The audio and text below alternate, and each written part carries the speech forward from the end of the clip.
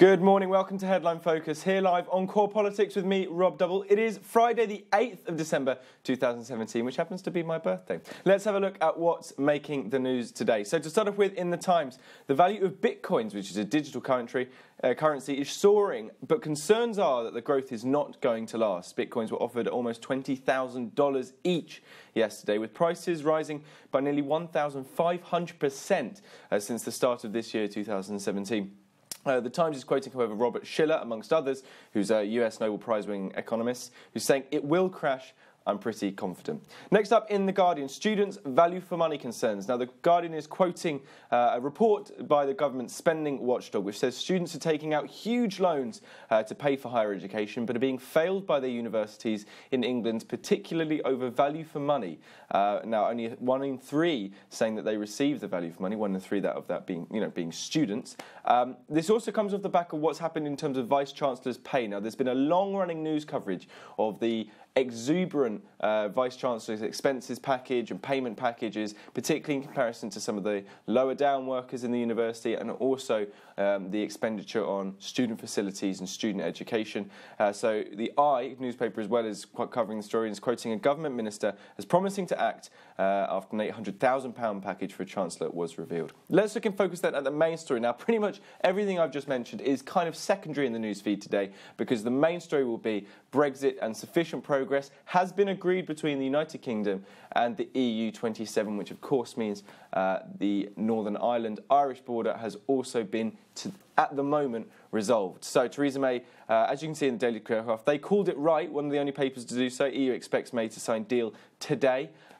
It was signed very early hours of this morning with a press conference given about 6 o'clock UK time. Theresa May worked through the night alongside David Davis and her EU negotiating civil service to get this deal, to thrash this deal out. So just having a brief rundown of it, the PM said the rights of EU citizens and British citizens have been guaranteed. The divorce bill settlement signed off is fair for the British taxpayer.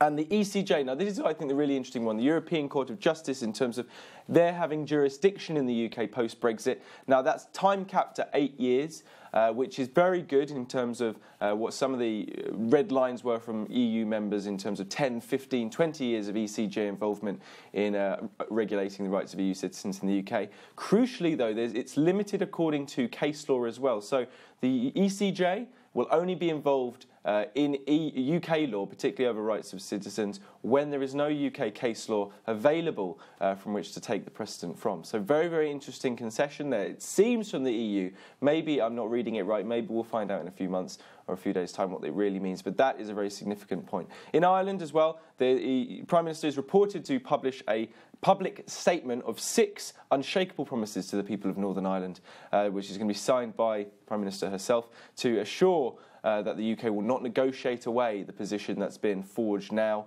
later on down the line in the negotiations. Next up then, one more story in the Daily Mail. I will not back down, as you can see right here. Defence Secretary Gavin Williamson. Now, he made some comments yesterday that he would prefer effectively the terrorists, UK terrorists who've gone over to fight for ISIS in Syria and Iraq should be killed, or it'd be better they were killed than come back to the UK, where they would then pose a threat, saying something similar to the dead terrorist is better than, or is no risk to the UK. Now, this implies to some extent that there's going to be an increase in drone strikes and things like that, which have been used in the past to kill UK citizens who have gone over to fight for ISIS, and possibly as well an indication of Gavin Williamson asserting himself as Defence Secretary. He took over from Michael Fallon. He's a very, very young senior minister, and perhaps he's wanting to show he has some backbone in the job. That's it for today. Don't forget you can find all the latest on what we're doing here on Core Politics on our Facebook page and Twitter. We've got 2 new Inside Europes coming out today covering the Brexit negotiations, particularly over the European Court of Justice. So have a look at those